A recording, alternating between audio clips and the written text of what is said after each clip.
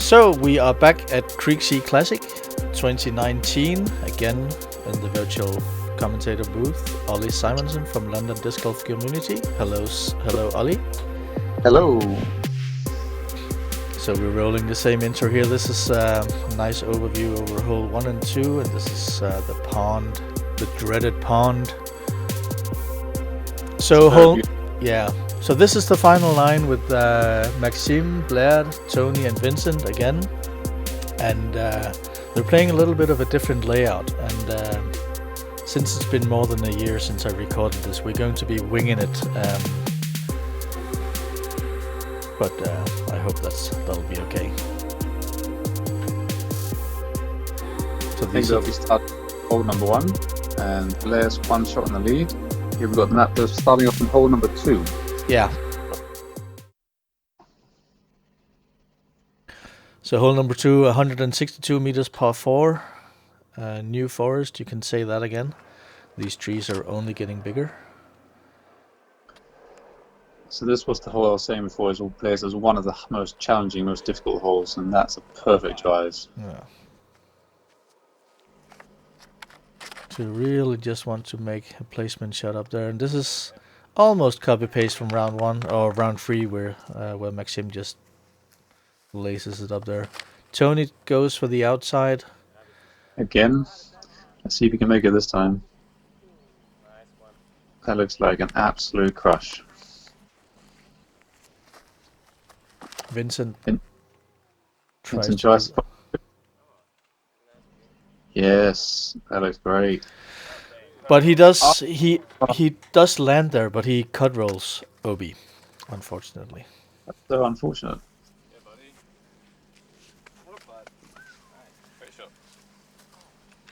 And again, it was really, really an untypical nice September weekend. Couldn't have asked for any better weather, to be honest. It was nice and hot, little wind, and yeah, it's beautiful.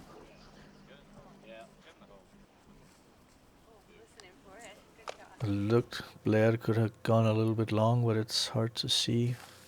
Tony from within the trees. You got the distance, just land a bit, unfortunately. Rough there.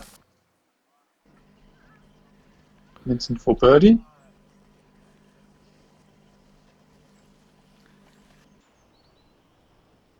Blær for birdie. A little. It was a long look. Max for birdie. Yeah. Laces it. It's important for him to catch up on the first hole. Oh yeah. With Tony. The pressure on. This is Tony for birdie. No problem. And then Vincent for par. Well, bogey, actually. Bogey, because he went over. Yeah. So Max and Tony are tied. Or Max, Tony and Blær are tied after hole 1. So hole number 3, which is the second hole, 104 meters par 3, Lucky Charm. This time I'm filming from the basket, so you can actually see the basket. That's great. Dust on that other bush. Yeah. That's the one mistake you can't really make, is end up on that other side. Yeah. Tony goes way out here and skips on the bush and ends up safe. Let's see that in slow motion again. On the bush. That's just very lucky. Right on the string there, on the OB string.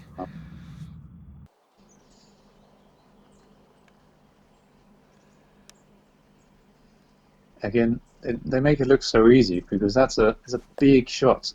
Wow. Yeah. It's a big shot to go a big hyzer around there.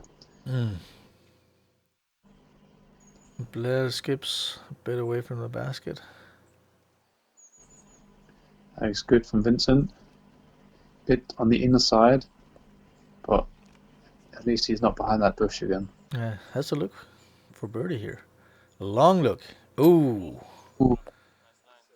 Couldn't even remember. I couldn't remember this one, but that was a really good bit. So I was fortunate enough to caddy for Vincent. Yeah, that was a loophole we talked about, how to get you into the finals. Yeah, we tied for the first round. We tied for the second round, but because he had the lower PDGA number, he then played in the he then got to play on camera on the round 3, and then he beat me by 2 shots on round 3. So he's in the final, and I'm not. Yeah. But I get to be caddy, and I get to be on the commentary. So hooray! Yeah. You did have your lead card coverage in 2018. I did. Yeah. That will be some other times. You'll be on camera again. No problem. Or, well, you can always film yourself. So, Max, Tony, and Blær are tied again. So, hole number 4 is the zipline hole. Again, I'm filming from down the hill or down the slope. And he makes it look so easy. He's throwing a very low speed disc very, very far. That's why it's got practically no fade. So perfect shot. Tony here. That's in. Just kicks off inbounds, but again a very mistake to hit something there and kick the wrong way. I would say it was a bit too high. Yeah, he does go B, unfortunately. Common mistake to do that as well, not going too straight. This looks really good, but again, too high, I would say. Can be very dangerous, yeah. Ooh. He does skip. What I'm talking about is when you go too high, I could easily skip out of bounds, but he looks safe there. It's hard to see, but did it look like he actually bounced off one of the poles? It's possible, yeah. Yeah. It could be for better or worse. Definitely. Really good bid here for par, for Blær. That was a local. That was a great shot. Wow, very important. Tony just puts it in. No worries. That was for par, not for birdie. Oh yeah, for par. Sorry. That's for birdie. Nice one, Vincent. Yeah, and again, Max with the bag in hand. Just played so casually. Like he's not even putting it on his shoulder. He just has it in his hand. Whatever. So a little bit of a separation here. So hole number 6. 75 meters par 3 again. Keep it low. Yeah, so we skipped the previous hole, hole 5, and just jumped straight onto this. It kind of works with the final 9. From a flow point of view, just keep going around. Yeah. Max again has a little bit, just like in round 3, a little bit of a short drive. This is what I was talking about before, is that you're going a bit too high. Vincent learned from his mistake and nearly actually aced it. That looked great. And I think it was actually with the harp that he threw in the pond in round 3. He managed to get it back. I did get it back. Oh, that's great. Yeah. I think lost he did. my harp, and someone eventually found it as well. Oof, another ace run. Yeah. Bit of a skip. Oh. And again, not able to get the bird. His putts look lazy to me. I don't know about you, but when Max putts, it just seems like he's just throws it. Yeah, no energy. Yeah. But they usually work. Yeah, he's very, very good at putting, that's for sure. Oh, Vincent really wants that one. Yeah. Yeah.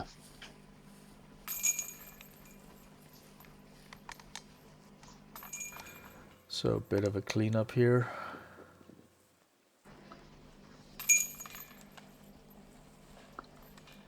So they'll be going straight on to the next hole, hole 7, I believe. Yeah. So 4 pars. Yeah, they're throwing on hole 7, the 135 meters, and again, it is a little bit windy. Max here. And safe. Just safe. Very close to OB. Oh, that does. Again, that's what means that you've got to throw it nice and wide to make sure that it just lands safe. Yeah. That's a good shot from Vincent. No worries. that does not look too good because it's too straight. And he does go OB. That's the mistake there. You want to keep it nice and wide off your drive. And again, that looks too high. Yeah, he did not look too happy about it, but wide enough to stay in bounds. Fortunately, it didn't really skip. Max here goes for it. Oof, there's OB right behind that, so that's scary. Looks like Tony would well. But you have to. I mean, they're really close. Fighting for it, so they know that every putt counts. It's a good effort. Yeah. Vincent is quite a bit behind, so he only has he doesn't have anyone to worry about. He's secure in the 4th place here, but he's playing for glory. Yeah. Glory and camera time. Indeed. Blär's obviously a bit upset. He's been missing too many putts in this competition. And now he's back 2 shots from Max. So, again, back to the Mando Madness. 98 meters par 3. And if anyone can throw this, Max can. Well, he absolutely parked it by doing that last time. So gets a little bit of a skip on the very last bit. Vincent overcorrects from round 3, but actually ends up in the flat bit. Blär's a bit short as well, not quite enough power on that drive. It threes and ends up left. Tony going a bit more power, just a bit on the left hand side, but he manages to get all the way around. Probably just outside the circle. Enheiser patent pending shot here. Yeah. That should be fine for his par. Great shot. Vincent here with a half go. It looks like he was going for it. I mean, when you're in camera and you're in last place. Oh. Max not too happy about this. This is Tony for birdie. No problem. Nice. That's a great 2. That brings him up 1 shot closer to the lead.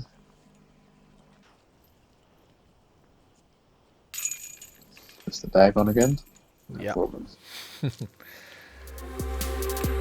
So 1 bird, 3 pars. So once again we are on the straight and narrow, 182 meters par 4.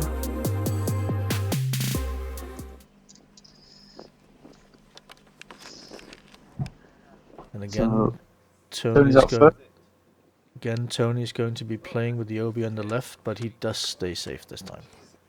He's in bounds.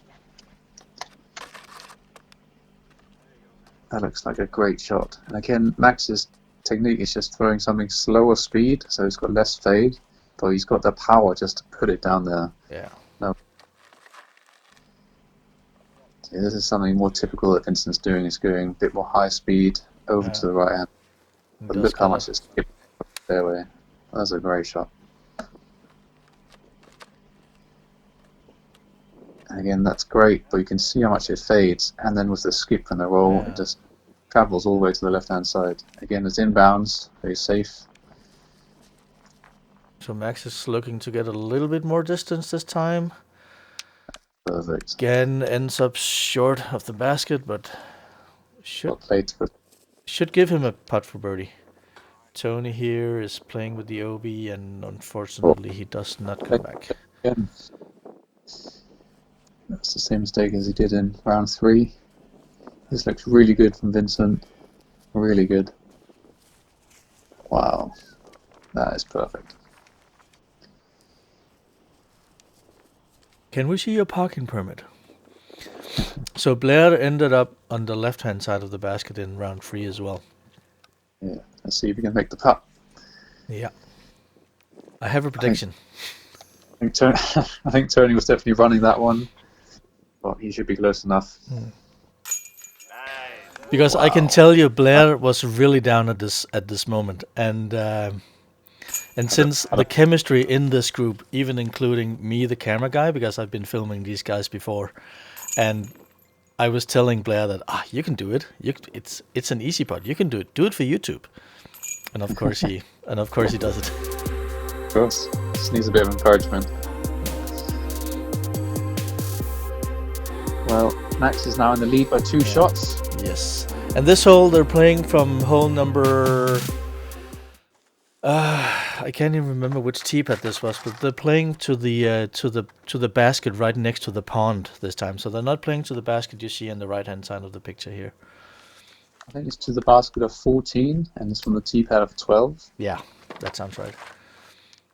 And it's blind from the tee, but it's basically dead straight. And you've obviously got the pond right behind the basket. So it's a long shot. And the basket is right next to the pond. So if you want to park it, you definitely need to know that you're either going to be at the basket or slightly short. Tony is throwing a brand new disc here, and I can't remember which one it was, but he was pretty happy about it. Did Blær go OB?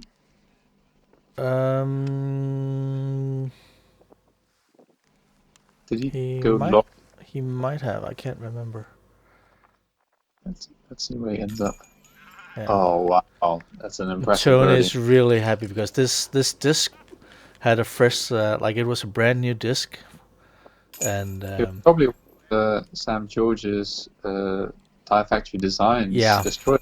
Yes. Yeah, Blær did unfortunately go OB, and That's a huge drive for him to be able to go OB.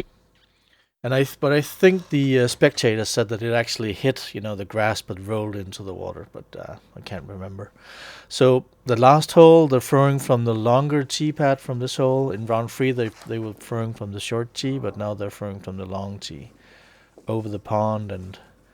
And again, if you want to end up under the basket, you need to throw something with no fade and no skip. Max has the right idea here. Perfect. Bit long, but make sure that he gets over the water. And it is funny playing from that tee pad, because you play 3 rounds from the short tee pad, and then you come back here and you do that. Yeah. And it's a very common mistake to end up short, because it's just that little bit longer and you don't practice it. So exactly. And the guy in the red, white, and blue you saw here, that was you.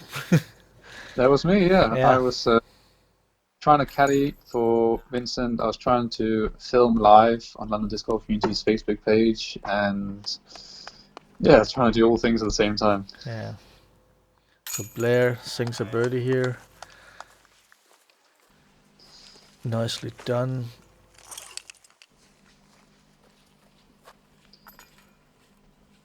Tony gets his par. Yeah, well. Tony makes his par for 3rd place, and I think Blær makes the birdie for 2nd place. Yeah. And then puts in birdie for 1st place. So they're basically separated by one throw, like 172, like 25, 24, 23 under, and Vincent ends up in 11 under.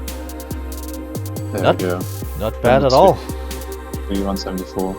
So I hope that we're going to be seeing tournaments in the UK again as on the Eurotour. Maybe in the future. You definitely have the courses and I really liked this place because Emily had a perfect package set up for the players. There was no additional cost for food. Everything was included, and that's one of the things that I really liked. And I'm really hoping that she puts a bid in for a Eurotour again in the future, because I'd really like to come back and film at this course.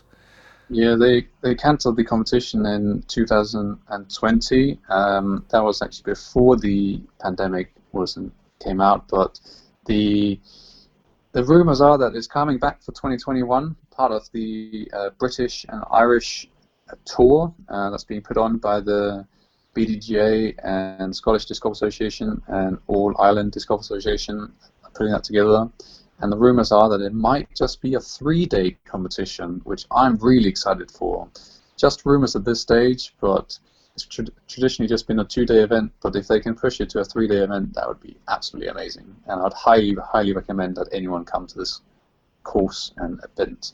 Interesting. Well, let's hope that travel restrictions will be lifted at some point. And Ollie, I will see you sometime in the future. And of course, to all the viewers out there, I hope you like this. Smash that like button, give it a share. Go visit London Disc Golf Community. They have a YouTube channel as well, where they put out lots of good content. So thank you, Ollie. I'll see you. Thank you very much, Benny. Take care.